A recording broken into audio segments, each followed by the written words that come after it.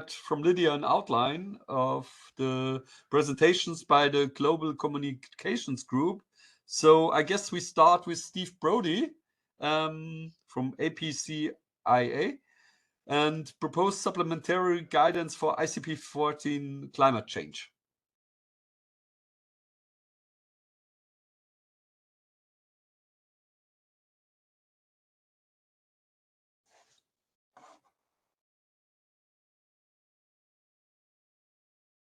Steve?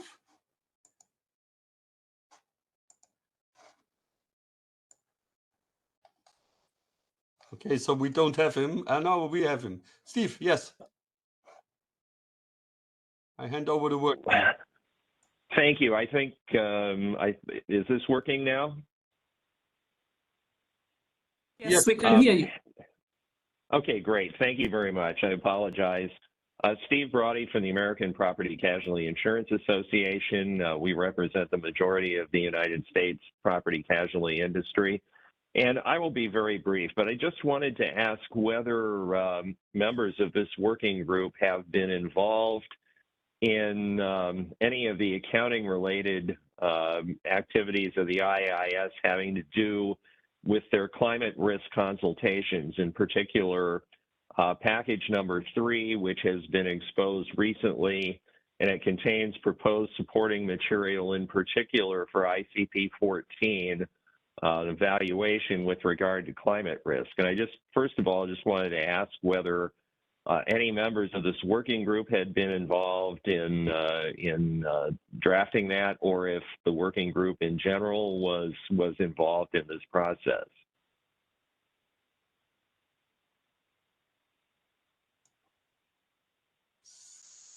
Do you want me to take that one? Yes. Yeah. Steve, yeah, there were, the AAWG did have an opportunity to review all the CRSG materials, and I actually did participate in that group. We'd definitely be very pleased with any comments you may have on some of that guidance or I guess application material that was or the guidance that was put forth. So it wasn't supposed to change any of the requirements, but if you think it did, or if you think it doesn't, if some of the stuff doesn't make sense, that anything would be helpful. Yeah.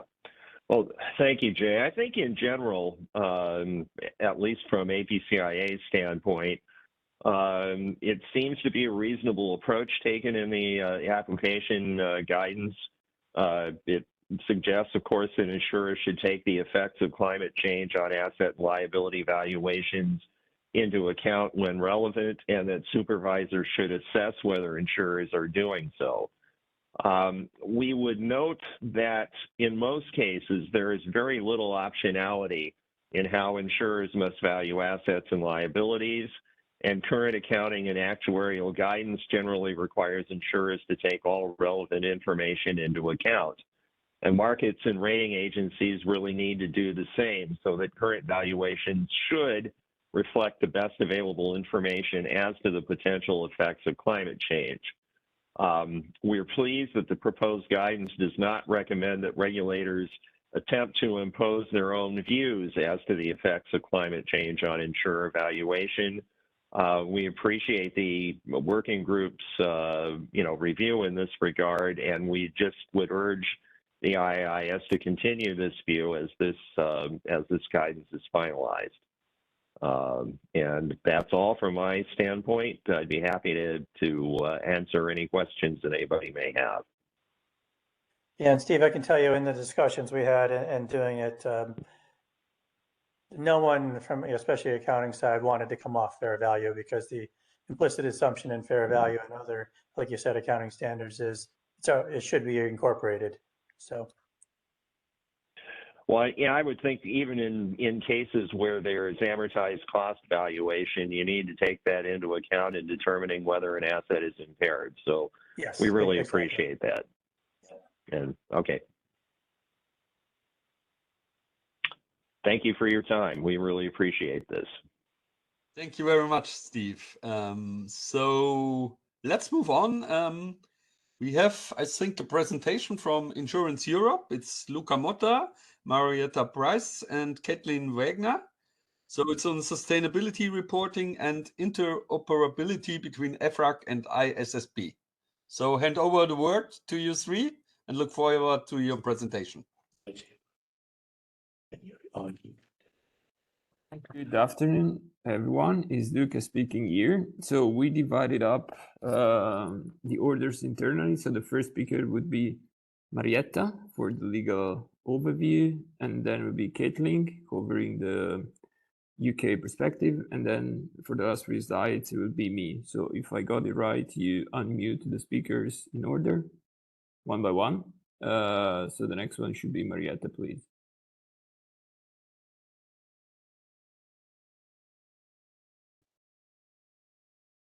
Now, thank you very much. I am Marietta Price from the Austrian Insurance Association. I'm pleased to be with you this afternoon, and as Luca Mota from Insurance Europe announced, I will start concerning sustainability reporting within the EU, and on the next several slides, we will give you an overview about I don't know, can you, yeah, okay, thanks a lot. We will give you a short overview about the legal background. We reported already last year when we have the opportunity to be with you about the Corporate Sustainability Reporting Directive getting into force already in January of last year. And transposition in national law is foreseen within 18 months. Unfortunately, there are several EU member states where even a consultation of the transposition in national law hasn't started yet. So there's a great question mark if the national law will get into force in the right time. At the beginning of July. In the end, the final CSRD foresees a phasing-in mandatory application. This was also due to the fact that the CSRD has even more mandatory requirements than the informally applied non-financial reporting directive. So for the financial year 2024, those companies which has to be which were also under the NFRD mandatory reporting are now the first ones who will do this for the financial year, which will then be published in the management report at the beginning of 2025. And as you know, now the sustainability reporting has to be part of the management report under the NFRD. It also was possible to have a separate report. So there is this phasing in. I think you know the date. So for the insurance companies, for the rest of the insurance companies, more or less, you can say the first financial year 2025 will be also the first sustainability reporting year. And you see that the former criteria declined from 500 employees to 250. And there's a second criteria now with a turnover more than 50 million euros. So you see there will be more or less all insurance companies within the CSRD. But we also will inform you that Solvency II, the amendments are now more or less finalized, and we are waiting for the publication of the Solvency II amendments. And under Solvency II revised, there will be a new criteria for small and non-complex undertakings similar to banking in institutions. And already the CSRD foresees that for those companies there might be a limited sustainability reporting. And also for companies outside the EU, they will be within the CSRD if the net turnover generated within the EU will be more than 150 million. Next slide, please. So the CSRD itself, level 1, is the one part of the regulation, and even a more important part is level 2, the so-called AAIS, European Sustainability Reporting Standards. They were already published in 2023, end of July.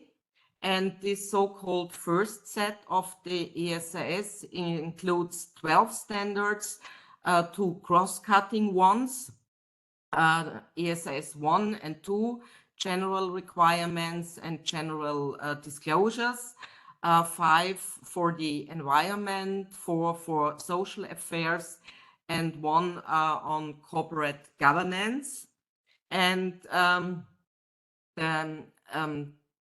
the main task is for the companies to do the materiality assessment. It's the basic of the following requirements. There was a change from the draft to the AAIS.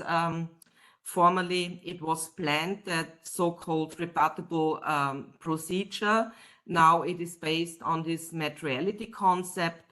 So you have to document what is material, but also what is not material, or why some topics are not material, but it's only for documentation, but you don't have to make reporting why it is not material. And we have this inside-out perspective, as is also the same, quite similar now under the ISSB in the end. But we will come then later to this topic, comparing the AAIS with the ISSB standards. Next slide, please.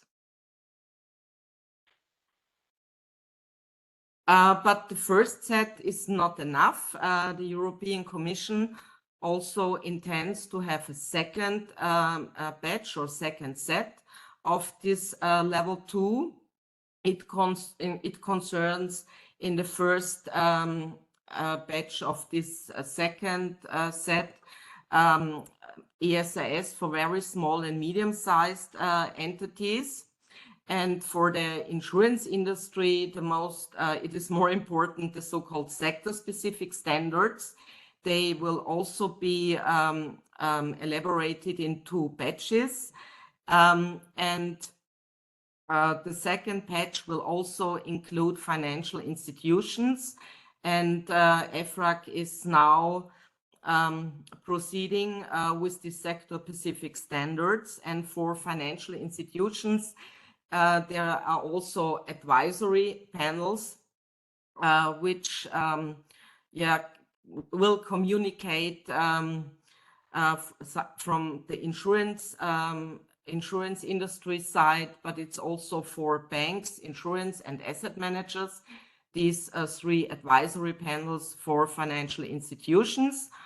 And we have a very strict timeline now, because the European Commission decided to postpone the adoption of the sector-specific standards by 2 years to end of June 2026.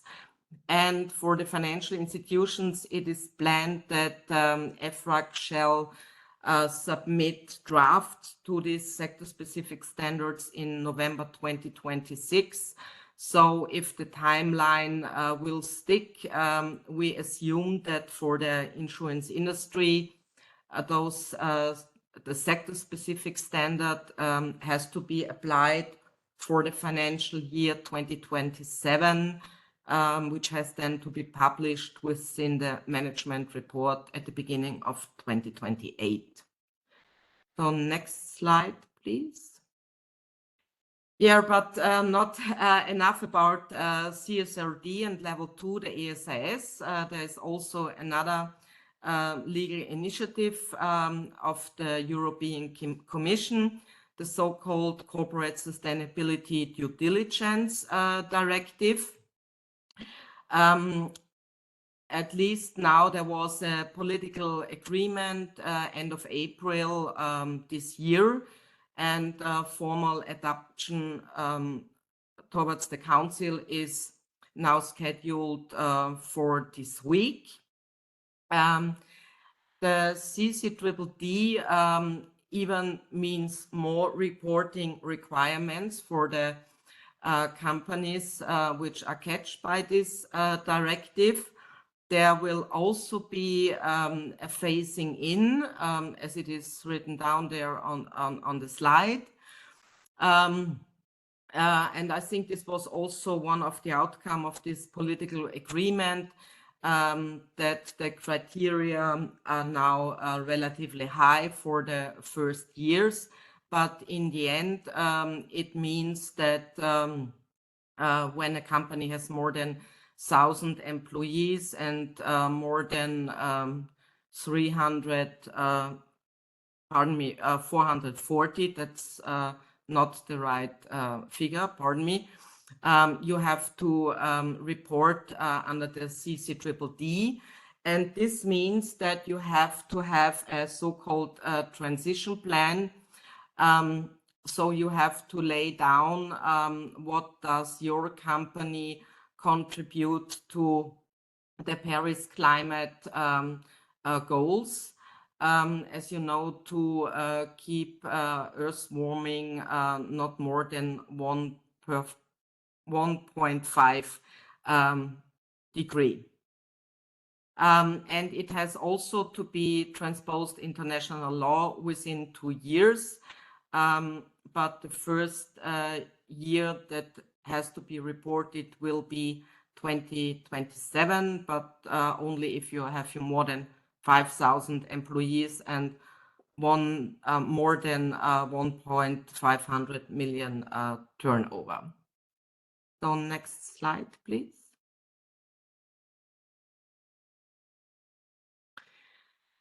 Yes, and also the ISSB, as you know, worked on sustainability reporting.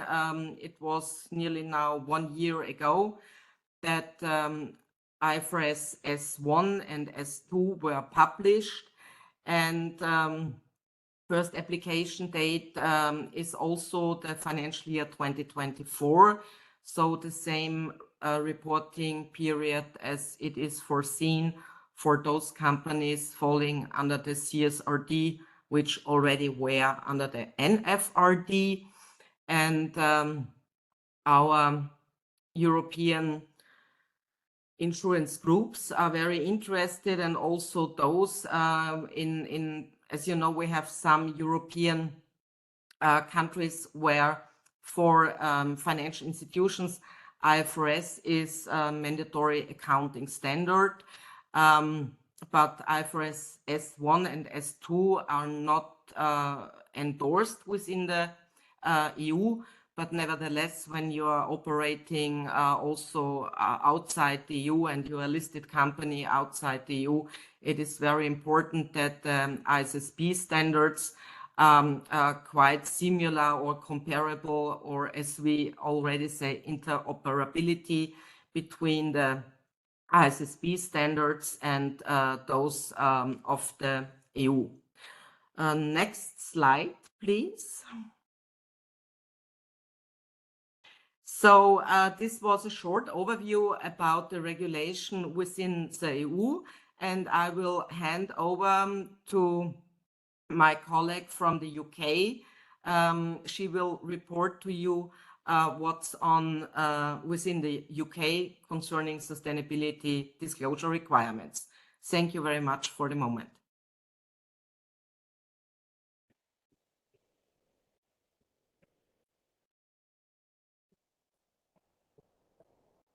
Afternoon, everyone. Caitlin Wagner from the Association of British Insurers. I'll just be going over the sustainability reporting from a UK perspective briefly. I've included a lot of the information on the slides relevant to what I'll be covering today. So firstly, in relation to the development of the UK sustainability reporting standards, in 2023, the UK government indicated its commitment to establish a framework to assess and decide whether to endorse the IFRS sustainability disclosure standards for use within the UK context. It's always been strongly supportive of the ISSB's work and endorsing these standards for use in the UK. It put together an independent technical advisory committee and a policy implementation committee to decide whether to endorse the IFRS sustainability disclosure standards. And this would result in the creation of the first two UK sustainability reporting standards, which would be based upon IFRS S1 and IFRS S2. The UK government aims to make the endorsement decisions by Q1 of 2025. It was originally expected in Q2 this year, but due to kind of political agendas, this had to be reshuffled. However, we've still been supportive of the work that the UK government is doing in the wider sustainability disclosure reporting space. If we move to the next slide, we'll be covering the work on transition plans. So in 2022, the UK government launched the Transition Plan Task Force to develop a framework which helps companies to communicate their plan to achieve net zero to shareholders and other stakeholders. The TPT published its voluntary disclosure framework in October 2023 and has been designed to integrate with and build from the approach to transition plans found in both the UK regulations and the FCA rules that implement the Task Force on Climate-Related Financial Disclosure recommendations, as well as the ISSB standards. The TPT disclosure framework provides detailed recommendations on how to disclose effectively in line with IFRS S2 requirements. The UK government then plans to consult on how the UK's largest companies can most effectively disclose their transition plans. A lot of the UK companies and members of the ABI have already been doing a lot of work on their disclosures of their transition plans. But we expect to see a lot more in this space going forward. On the SDR and investment labels, the FCA finalised its sustainability disclosure requirements and investment labels regime for funds based in the UK with the release of its policy statement late last year in November. The package of measures includes investment labels, naming and marketing rules, anti-greenwashing rule for all FCA authorised firms, and disclosure rules. The anti-greenwashing rules come into effect in May this year, and the other parts of the regime will be phased in at a later stage. On the UK green taxonomy, the UK government remains committed to deliver a UK green taxonomy to help mobilise investment into green activities and to tackle greenwashing. Sorry, you can move to the next slide. Thank you. The government continues to work at pace and expects to consult in due course on the proposed UK green taxonomy, which will seek feedback on both the overarching framework and use cases, as well as specific activity level criteria which defines green activities. And finally, on nature-related disclosures, the UK government welcomes initiatives such as the Task Force on Nature-Related Financial Disclosures and encourages institutions to engage in the TNFD UK National Consultation Group and consider recommendations going forward. So that's all from a UK perspective on sustainability disclosure. We've been engaging with the ISSB from the ABI perspective on the agenda consultations, as well as ensuring that there remains interoperability between the EU and UK sustainability standards, which I believe will be covered next. Just to note, slide 10 is a duplicate slide, so that can be kind of ignored. But thank you from my side. So it's my turn now. Luca Motta from Insurance Europe. Thanks to my colleagues Marietta and Caitlin who provided an overview of the recently adopted initiatives, both from EU and UK perspective. In the next 3 slides, we'll try to provide a bit of overview of the processes that have not been launched yet or are under development, again, from the EU perspective. So if we can move to slide 11, please. Thanks. The first one, it's the so-called interoperability guidance between ESRS and ISSB, which has been developed conjunctly by IFRAG, so the advisory body to the European Commission, and the ISSB. So it's been approved, this guidance, by IFRAG Sustainability Reporting Board on the 2nd of May. And there are 4 sections in the guidance. The first one acknowledges the definitions of information considered material for users of general purpose financial reports is aligned between the 2 sets of standards. And so this is the general outcome of the assessment the 2 organizations carried out. In the section 2, we zoom in to identify the corresponding disclosure requirements between IFRS 2 and the ESRS. Again, here they found a high degree of alignment. Therefore, in section 3 and section 4, there are information which an entity starting from ESRS standards need to know when also applying ISSB standards to enable compliance with both sets of standards in section 3 and vice versa in section 4. So if you start with ESRS, section 3 tells you the additional information that you have to provide to comply with both sets of standards, and in section 4, same thing, but the other way around, so starting from ISSB. In the red box, you can see the feedback that European reinsurers are able to provide on this initiative. So concerning this ESRS, ISSB standard interoperability guidance, it's an helpful tool for users and practitioners. It is crucial that IFRAG and ISSB will maintain such interoperability where ESRS sector-specific standards are adopted and the extension of ISSB standards is developed. And so in the next slide,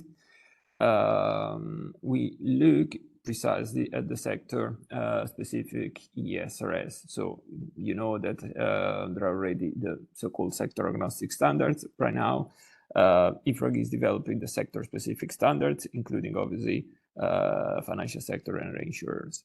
So for the financial industry, the development of sector-specific standards has begun with the work of the so-called advisory panels established by IFRAG in March.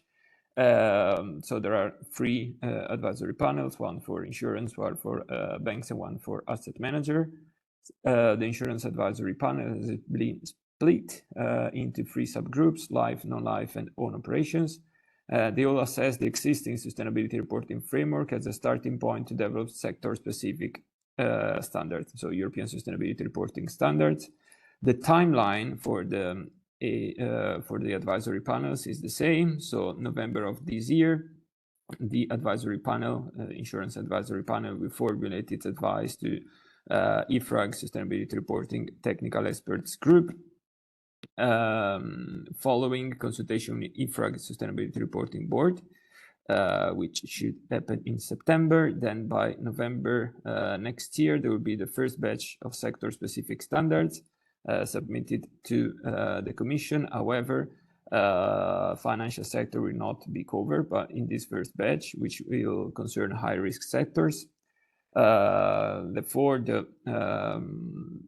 the financial sector will be covered in the second batch of sector-specific standards, which are expected to be delivered to the Commission in November 2026. Then in June 2027, the Commission is expected to adopt the sector-specific standards, which should start apply from 2028. So here the feedback from insurers are actively contributing to the development of these standards, so it's very work in progress.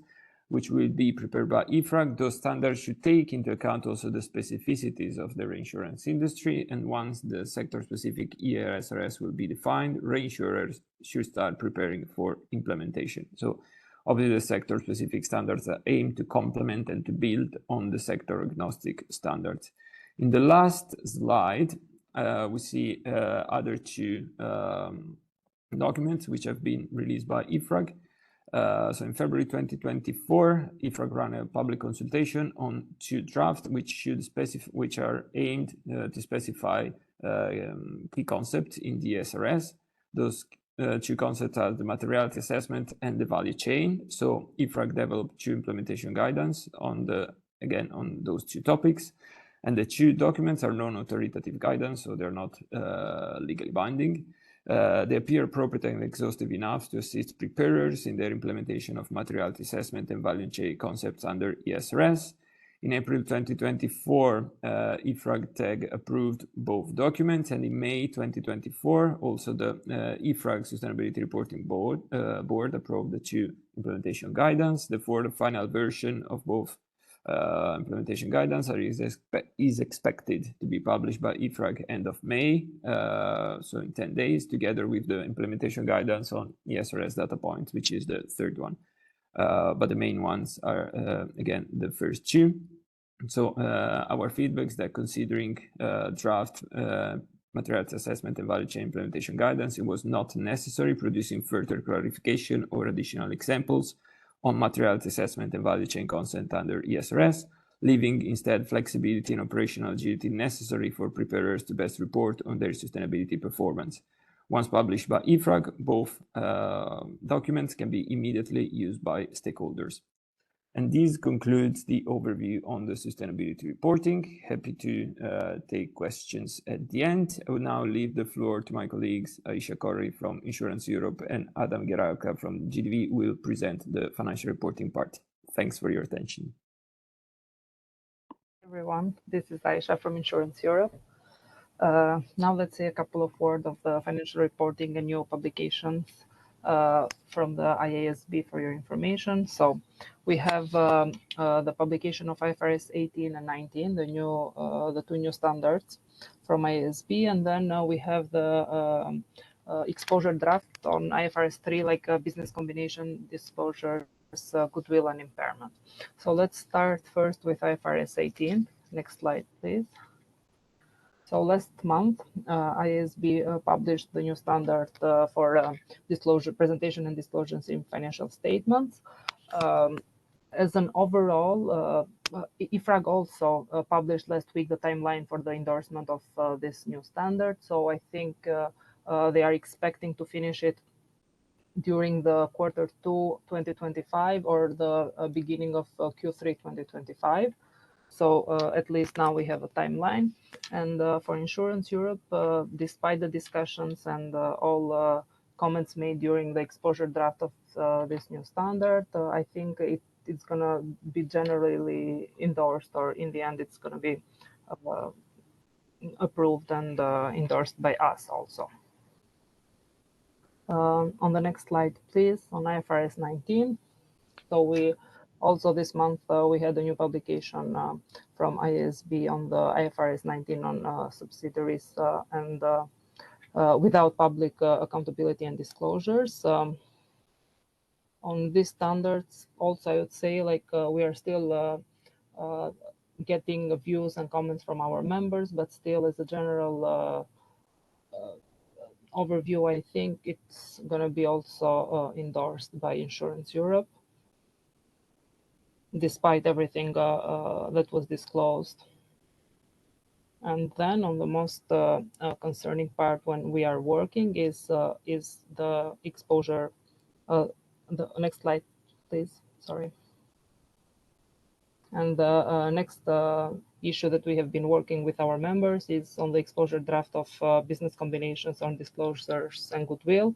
The consultation period was opened, and we have the exposure draft from IASB. Also, IFRAG has published a comment letter for this ED, for this exposure draft. So we are also in the a process of collecting views from our members, and we are preparing a draft letter, which is going to be circulated with our members during the first weeks of June.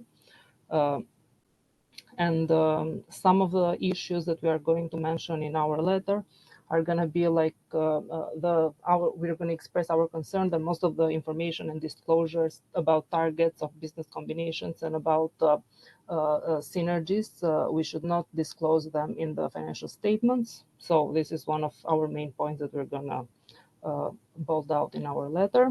And then also we are going to say something about the practicity of the exemption, which is suggested by IASB, and also we're going to mention that disclosing all this information in our financial statements is going to be complex, costly, and maybe with not so added value for the users in the end.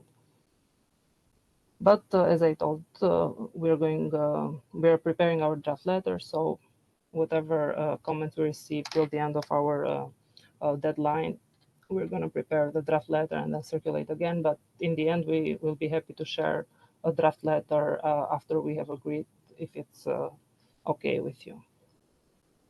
So this is like a summary of our stand from Insurance Europe. But now I think also Adam from GDV, he can comment and on some of the points that he has. Yeah, thank you, Aisha. He is indeed Adam Gedalka from the German Insurance Association, and I will follow the same order Aisha just did. So let me provide the GDV perspective, our German perspective on IFRS 18 shortly. We understand that the Commission has already sent the request for endorsement advice to EFRAG on the 29th of April. So we are here already in the process of endorsement at EU level already, and we understand from the EFRAG public discussion that the Commission does not include any specific matters for additional consideration. So I mean, a normal procedure can be followed, and I guess it will save time for stakeholders as well. Our personal position on the endorsement of IFRS 18 at the EU level will still need to be verified by our members, and we plan to have this conversation this Friday already. But our initial assessment at the GDV level is that we will be able to support the endorsement of the standard as published by the ESB. IFRS 18 is certainly not perfect. You are aware there are specific issues we were concerned about in the past, like results from shares in the social joint ventures measured at equity method are not allowed to be part of the operating profit. We would prefer to have it in operating profit. But nevertheless, again, personally, I believe that this deficiency does not justify arguing against the endorsement of the whole IFRS as is. And it would not be our preferred option to discuss a modification at EU level in this regard. This is where we are in process of finalizing this being a formal opinion we have. So we will encourage our members to approach the project to implement IFRS 18 in due time, having in mind that 1st January 27 as an effective date and considering the comparative. Then turning back to the IFRS 19, this is a little bit more problematic standard, I believe, to assess. We have been supportive of the ESB's project. The relief for subsidiaries, the targeted relief considering disclosure requirements makes a lot of sense. The standard will also have the effective date of the 1st January. However, the option to apply the regular recognition measurement requirements with reduced disclosure is only available for subsidiaries without public accountability. Difficult word. What does it mean for us? Let's assume for a while our members have subsidiaries across the world that consider the option useful. And then you have entities, the definition, which means that you have public accountability if you are listed or if you are holding asset in so-called fiduciary capacity, as this is the expression of the ESB, not mine. And it is the view of the ESB that the insurance undertakings will often, I quote the word, often will fulfill this criterion of acting in fiduciary capacity. How do we view it? We don't have any issues with excluding from the scope of this optional IFRS 19 standard subsidiaries if they are listed. It makes sense. But we have an issue with the inclusion of non-listed insurance subsidiaries from the scope of IFRS 19. It doesn't seem reasonable to us because we are fully aware that IFRS 19 does not provide any disclosure requirements to 17. But there are two perspectives on that. Firstly, insurers apply not only IFRS 17, they apply all IFRS standards applying IFRSs. And secondly, if there are no disclosure requirements on the IFRS 17 side, why there is an intention, this desire to exclude non-listed insurance from IFRS 19? I'm afraid I don't follow the rationale fully yet here. Moreover, we believe there is an issue whether the intended exclusion of insurers is covered by the final wording of the standard as issued. At least from our German perspective, insurance undertakings in Germany are not acting in a fiduciary capacity, neither from the legal perspective nor from the economic perspective. However, the endorsement hasn't started yet. The EFRAG is working on a so-called briefing note to specifically work on the scope of the issue, and we will see where the assessment lands. But I believe we need to support the standard IFRS 19 being endorsed in Europe as issued by the ESB. And then turning to the last point on the AD on business combinations, this business combinations project is of great interest to us for quite a while. We are engaging in every step the ESB is taking here. And before I express some views on the proposals and exposure draft, let me express what I'm missing in it. And as an overall, the AD is a great opportunity to have a holistic look at the topic again, and we shouldn't miss this opportunity. You will remember from the previous exchanges, we at GTV are in the camp of those who are arguing in favor of goodwill amortization to come back as soon as possible. And I don't want to recall all the rationale, you know it perfectly as I do, but we continue to believe that employment only is against the specific rule of paragraph 48 in IAS 38 that internally generated goodwill should not be recognized. And the matter of fact is that the current accounting for goodwill acquired is a failed one. Even if applied properly, it does not work properly, as the growing numbers of goodwill recognized demonstrate. And it creates issues. It creates enforcement issues, audit issues, and we argue indeed to address all these issues in a pragmatic way, reintroducing amortization. ESB itself has provided thorough analysis of the headroom approach, of the shielding effect, and they have clarified impairment-only approach cannot be improved at a reasonable cost for preparers. So the problem is properly identified, so the impairment-only is not working as intended, so it should go. But the solution cannot be, as in the AD proposed, to require preparers to produce even more disclosures. I think the issue itself should be addressed. However, I acknowledge the ESB took in November 22 the strategic decision to retain the impairment only, and nevertheless, I know the ESB is not asking this question, but taking all the rationale provided so far, we argue the ESB should be ambitious enough to go for a change for goodwill accounting. The estimation of useful life of goodwill is feasible. The board has reached this conclusion in May 22 meeting. But putting all this aside, you might ask whether the package of proposals is be put for consultation make the deal. My initial assessment is it doesn't. It does not address the too little too late issue, and we will still need to discuss the ESB's exposure draft in detail with our members again. But we will also discuss the way forward with the EFRAG draft comment letter in this regard, and I would like to quote EFRAG cover note here. They said in the draft comment letter, EFRAG considers that the ESB is trying to achieve the right balance to improve the disclosure requirements at a reasonable cost for preparers. And I was not sure really to believe, reading this sentence, if it was really the main objective of the project to improve the disclosure requirements only. So my initial assessment of the IDs is that the ESB is proposing quite a package of new disclosure requirements, while the true incremental benefit for users is not so obvious for me. For example, clarity is missing how the materiality judgment can be applied in cases where you have identified business combinations and you identify them as strategic ones. I think the thresholds might be an issue. A more comprehensive principle-based approach would be more useful, I believe, not a bright line. We don't have issues from a preparer's perspective to the proposed changes to the impairment test, but I think, well, it will provide operational relief for entities, but we regret that goodwill amortization is not part of these changes. The too little to issue remains unaddressed, and it might become even a bigger issue when the test gets less disciplined. And in this context, I would like to share, and I'm sure that you at the EIS are aware of the IOSCO report. It's published on the 15th of December last year with recommendations on goodwill accounting. And the main question raised there was the outlook, whether the SB's proposals regarding disclosure requirements and some changes to impairment would address the too little too late issue. And we tentatively believe they won't. So the introduction of goodwill amortization is not a surprise from our perspective, a long time overdue. The question is when, if not now?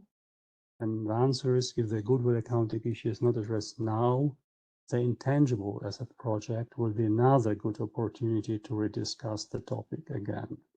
So this would conclude my assessment on all these three topics. And thank you, Cory, for providing the background. And I think I give over to Kate if she has something to add from the UK perspective. Thank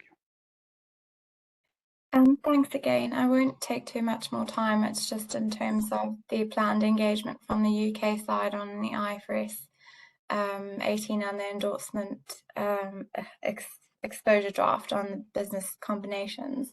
So on IFRS 18 endorsement, we're expecting the UK endorsement board to begin its proposed engagement with various stakeholders for endorsement as soon as this month in terms of having webinars, webcasts with various stakeholders.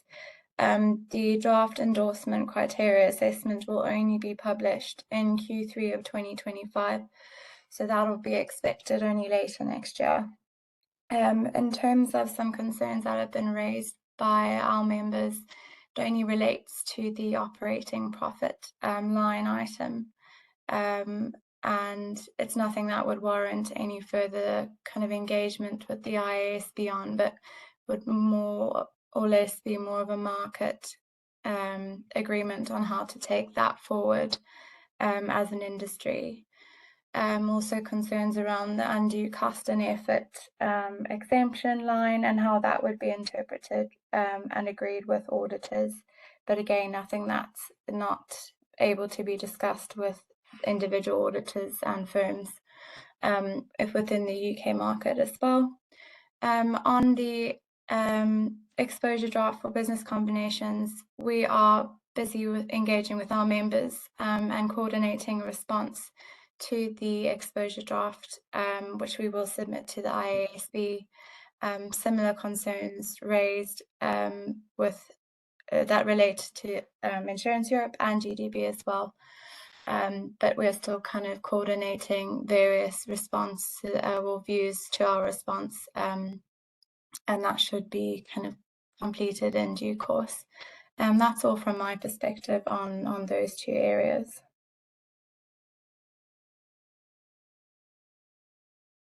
Okay, thank you very much. I think this is the end of Insurance Europe's presentation, so we go over to Makoto.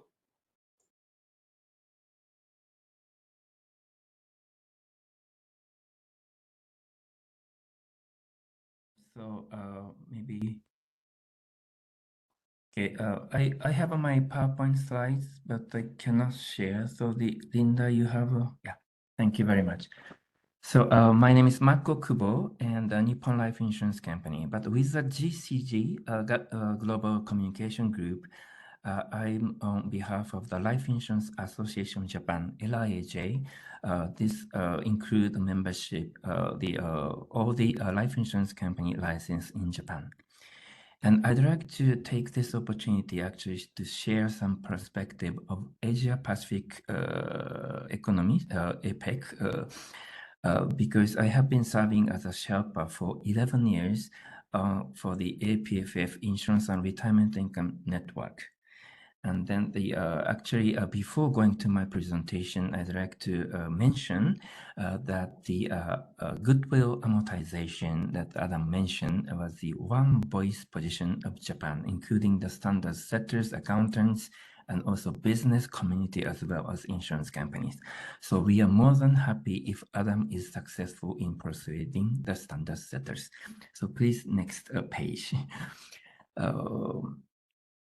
And then we are now working on the drafting the progress report to APEC finance ministers. We have been doing this for past 10 years.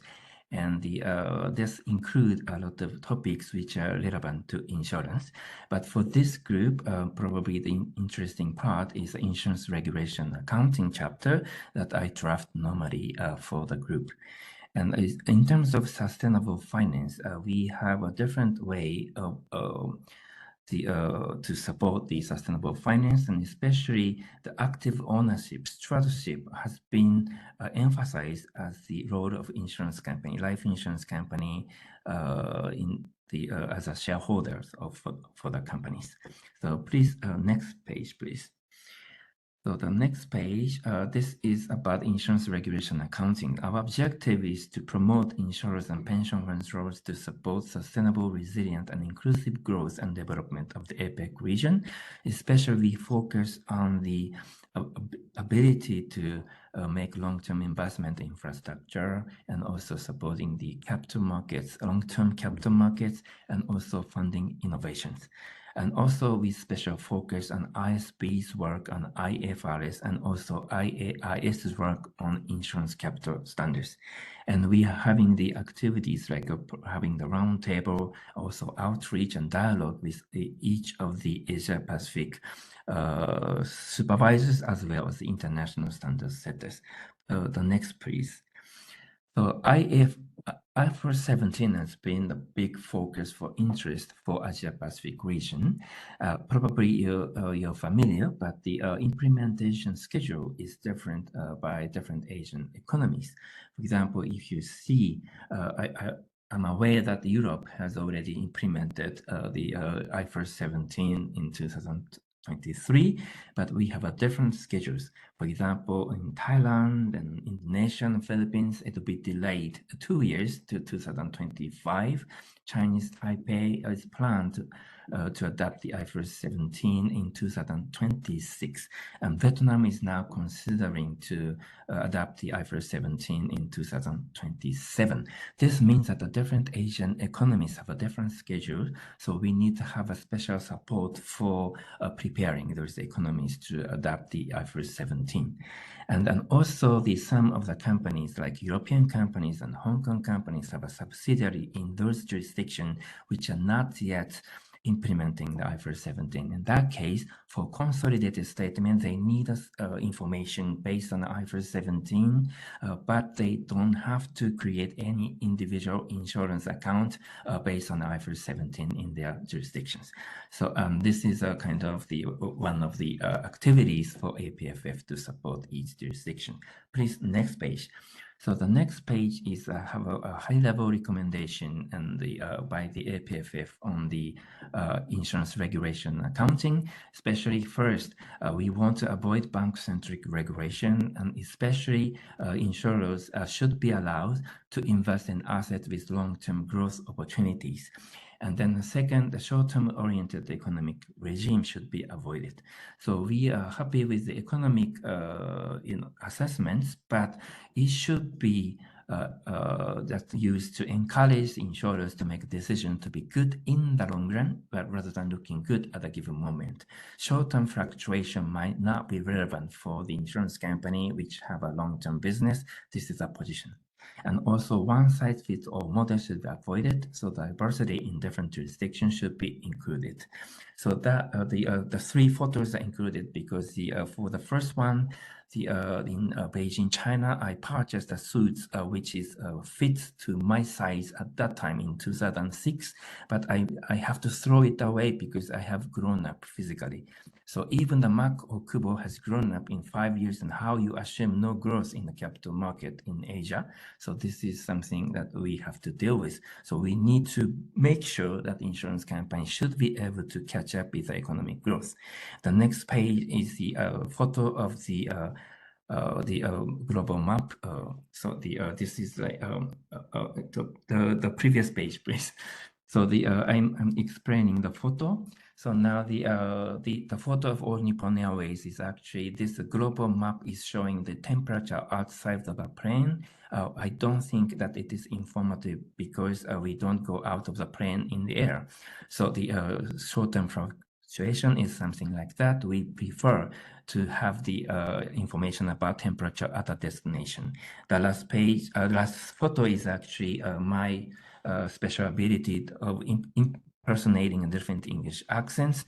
So the international standards should be something like English accents because it should be English so that we can communicate each other, but we allow accents to be closer to the local language so that we can implement other standards easily.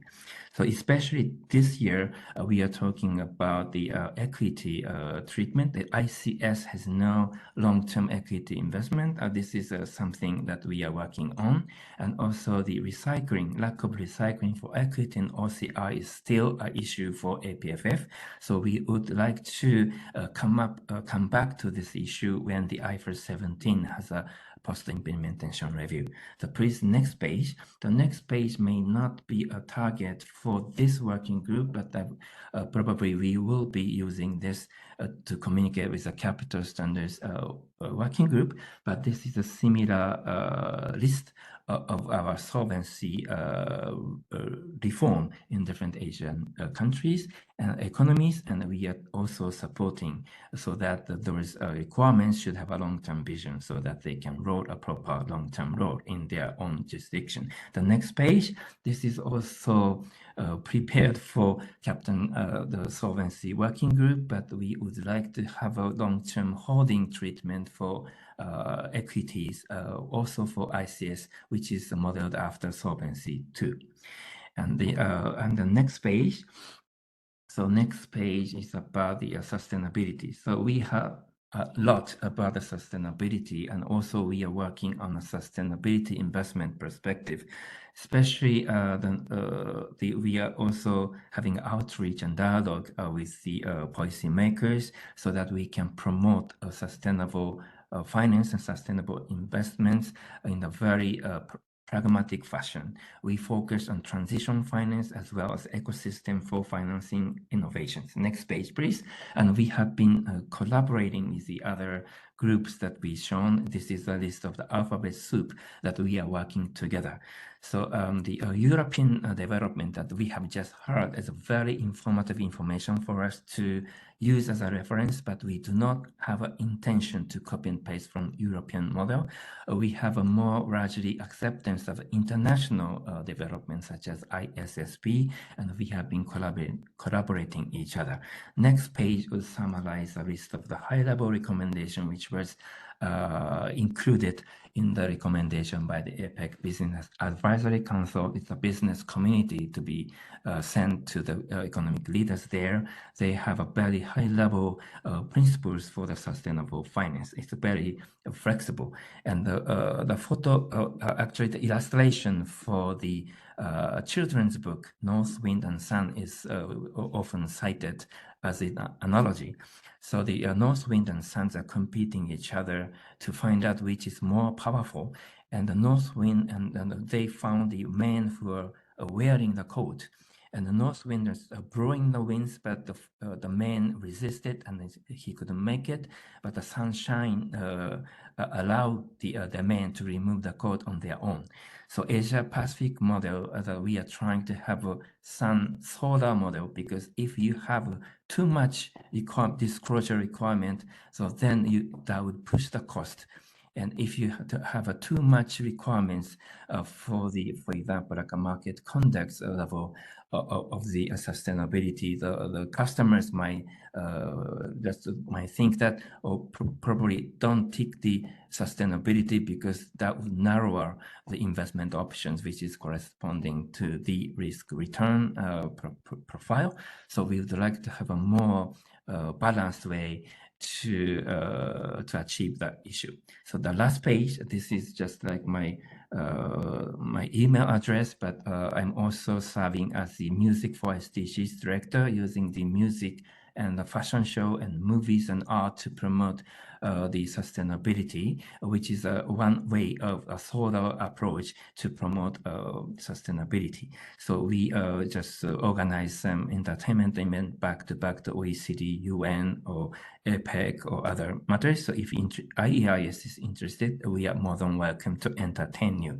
I'm actually calling from Cannes during the Cannes Film Festival. We have a big UN International Biodiversity Day celebration today, inviting the investors, innovators, and the policymakers, and also the NGOs. We are together talking about how we make the ocean blue.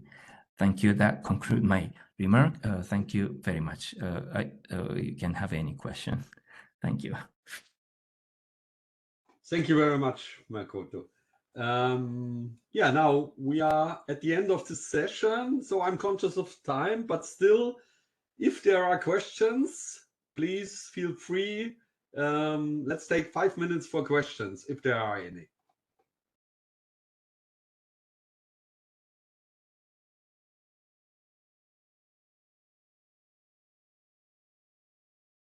We've unmuted you.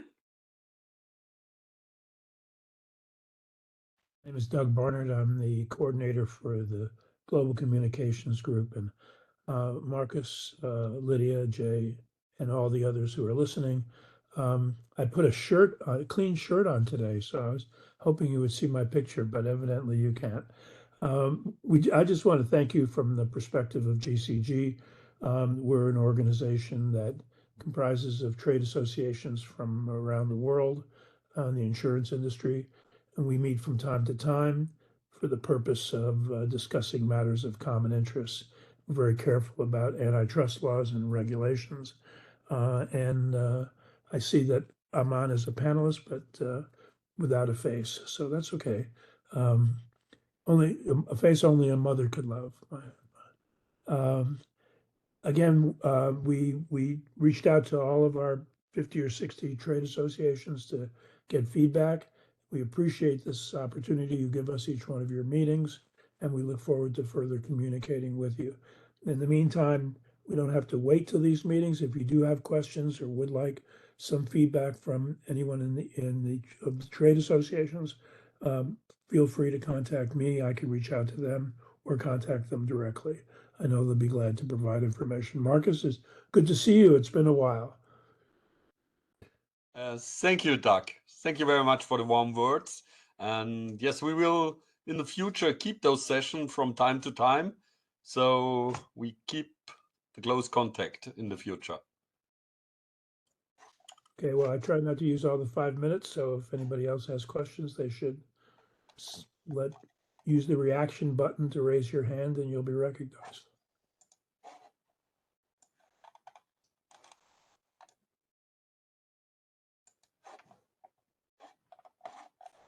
Lydia, are there questions in the room? No questions in the room, No. but I see Adam's hand is up. Okay, Adam. Yeah, I would like also to thank first of all for having this opportunity to exchange today to present our perspective together with my colleagues from Insurance Europe and UK. I think it's very appreciated. The question I would have, Marcus, would be if you had in your committee once upon a time to exchange on the issue of this fiduciary capacity concept, because I think it seems to be quite a misunderstanding. If insurance would be acting fiduciary capacity, you know, potentially as accounting expert, the asset side would be empty, but it is not the case. And then we have a standard where the ESB is saying they assume often insurance would be out of the scope, and we don't believe, taking their wording, it would be the case. So this is one comment. The other, because I mean, it might lead to different implementation across the world. It would be a pity to not have a level playing field. If in one country you will be differently assessed based on the same business core characteristics. The other one is a more easier one. Are you going as IAIS or a committee to prepare a common letter for IAIS on this exposure draft on, I say, goodwill accounting proposal? Thank you. So second one was, are we going to prepare a comment letter on goodwill? Yeah, we are always interested in the goodwill, and personally, still a lot of sympathy for the amortization. However, we talked a lot about that in the past, and let's see. On the fiduciary duty, we haven't up to now spoken on that one. Not sure if we do, but we have a point in our agenda in 15 minutes where we talk about future projects and our work plan. And I can promise you that we will talk about this topic in 15 minutes. Yeah. Thank you. Okay, thank you very much. Thank you very much for the perfect preparation from your side. And always a pleasure to have you. So I would close this agenda point now. Thank you so much. Have a nice day still. Thank you very much. So Lydia will stay here? Yes, Okay. let's stay on. Thanks. Good, perfect. So we wait. Yeah. You'd have to do a new one. Marcus, we're wondering if we can do a new one for the next 45 minutes because there was some mix up with the room video. Are members open to that, or do you want to continue on this one? So we should use a new one? I don't know. Are members open to using a new link? Because we're having issues connecting to the video in the room. No. Yes. Okay, yeah. I'm fine to switch here. Okay. If you send me the link and access data, that's perfect. Okay, we'll do that. Good. Thank you guys for We'll being see you in a flexible. minute. Yeah.